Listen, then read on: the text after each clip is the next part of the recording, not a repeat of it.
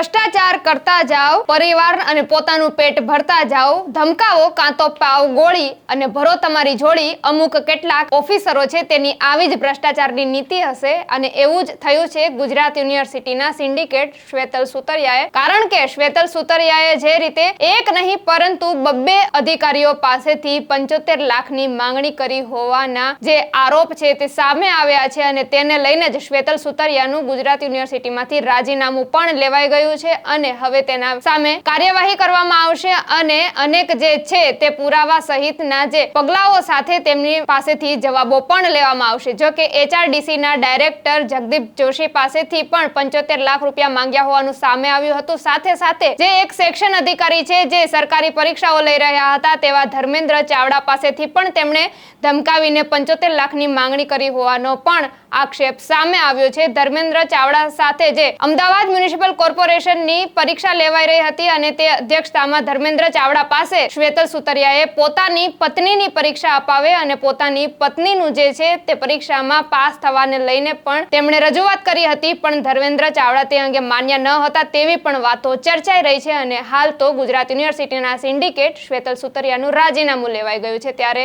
આવનારો સમય જ બતાવશે કે શું નવા ખુલાસા થાય છે. આપનું આ અંગે શું કહેવું છે કમેન્ટમાં જરૂરથી જણાવજો.